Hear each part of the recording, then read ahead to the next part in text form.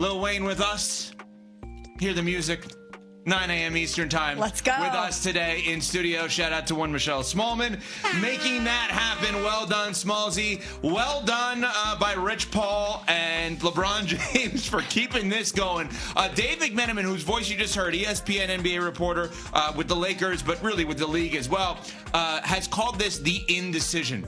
I think it is a great thing. On the Hoop Collective podcast, the most recent one, he said, I'm reporting live from the indecision. Pretty good. Which is what we have right now with LeBron James. Good morning, everybody. Good morning, Evan. Good morning, Smalls. Before we dive into LeBron, Rich Paul, and all the goings on in the association, can I just say thank you for ECHC3? Oh, yes, Evan, thank you. We sung your praises yesterday, but now you're back in studio with us, recovered from the weekend, and we just want to say thank you.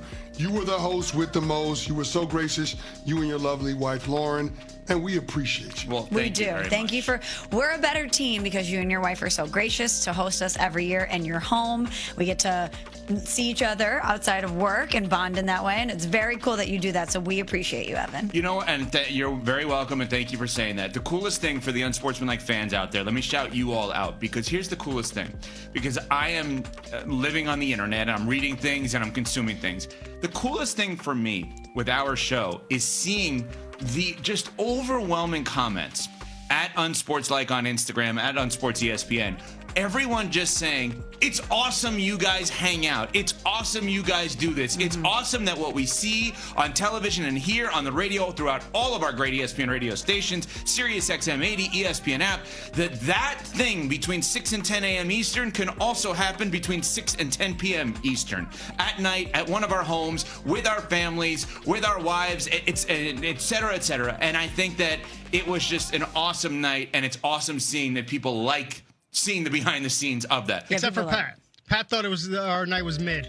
He thought the night was mid, but we decided yesterday it's because he had FOMO. He's a little jelly, and he missed the festivities. Well, he wasn't there. That's exactly right. I mean, so He was observing it on social media during I'm over it yesterday. Excuse me. He said, meh, essentially.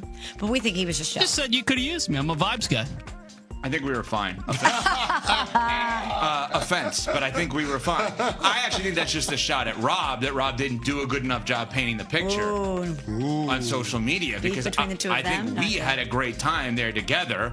We gave Rob most improved player. Yeah. Yeah, I heard that yesterday. After he recorded himself I while still don't taking the understand how side That was unbelievable. shot from a super soaker, Yeah. that was incredible. I don't the understand camera how that never was shook. possible. Yeah, how can you say that Rob's performance was mid? It was awesome. That's what Pat's saying. I'm saying that's what Pat's saying. That's Evan, my opinion. as the host, who do you crown MVP of ECHC3? Well, I give Mel Canty a lot of credit, because Mel Canty had to middle.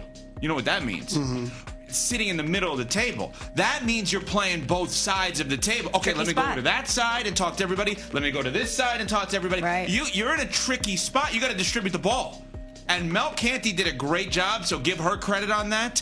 I'm always going to give my wife, obviously, the MVP, because she put the whole thing together. But in terms of our team, Mel Canty did a great job. Killer Mike did a great job. Yes. Steve from Sales did so. Steve from Sales had a one-on-one during this. Took somebody to the side and had a meeting. Did he? He didn't. And he almost left with a new car. And he almost stole Javante's car. What? He had a rental car, didn't remember what car it was, and started trying to break into Javante's car thinking it was his car. Okay, we missed that because the city crew was on the way out already. I didn't. Nuno had to stop a theft. That's unbelievable. I was watching the whole, like, you know how you see someone who, like, you're like, they don't know what car they're going to, and like they're sitting there, they're like getting their keys. They're like, I think, trying to open the door. I'm just watching this whole thing. And I know it's Javante's car because we showed up pretty much at the same time. So I'm like, so I pull out, I lower my window, and it's like, hey, have a good night, drive safe. I'm like, Steve, that's Javante's car. He's like, oh, they look similar. So at that point, he realized it.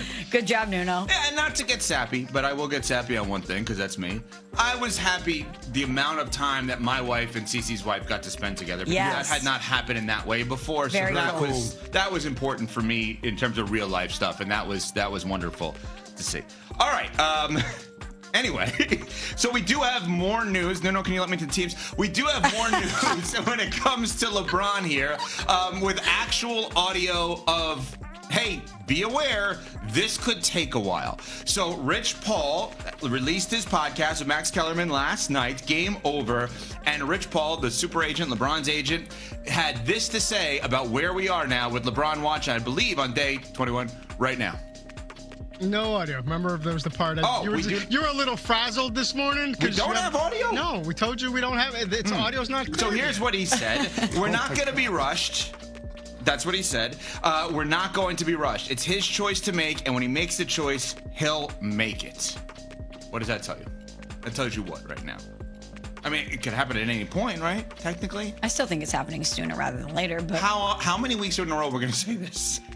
actually, that's a fair point. We have been saying this for a while. I didn't think it was going to happen at Fanatics Fest just because if you're LeBron James, you're not only an amazing basketball player, you're also a businessman. And while the shop was certainly live there, that could benefit other people. I personally thought he was going to do something where the spotlight would solely be on him and it would be the most advantageous time for him to make this announcement. So I thought it would come after Fanatics Fest sometime this week, but it doesn't seem like there's a sense of urgency. It doesn't matter that Adam Silver is saying that he and others in the league are waiting to make important scheduling decisions, important business decisions for LeBron to make this decision. It seems like he is going to take his time, and I'm not quite sure what he's waiting for, CC. Well, we knew he wasn't going to do it at Fanatics Fest because he didn't want the announcement to get drowned out by the Open Championship at Royal Birkdale this weekend or the World Cup finale at New York, New Jersey Stadium on Sunday. So those things weren't going to happen. Those were global events, superstars. Dare I say, LeBron James's peers competing in those events on those big stages. Absolutely. So we knew that he wasn't going to make the announcement then. But now that we're on the other side of those things, you have to wonder what's holding this up. What is LeBron James waiting on? Is it a move that he wants to see a team that is in the running for his services make? Prior to him committing? Go reckless. Because I just don't understand what the pause on the decision is. When you got the commissioner of the league coming out and saying, we need you to make a decision. Yeah.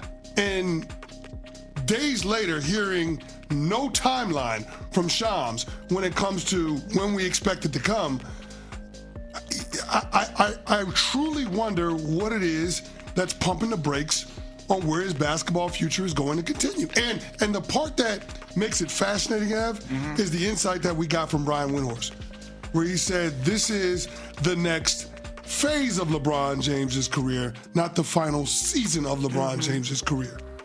That, to me, opens the door for LeBron James to play in a jersey that we may have never seen him play in before. And so I think it's fascinating how this thing is playing out, but it opens the door to the speculation that LeBron James could be waiting on one of the teams that he deems viable to make another tweak to their roster before he's ready to commit. Okay, so there's two parts to this. We'll get to the Adam Silver comments because there's an update to those. The Adam Silver comments, for those who are not aware, was basically, hey, we need this decision to happen because I got to have my team make the schedule. We will get to that in a little bit. Let's talk about the reckless speculation part of it. You said maybe, just based on logic, he is waiting for a team or teams to make additional moves in order to really attract him in. What team or teams come to mind for you, and what moves are you thinking about?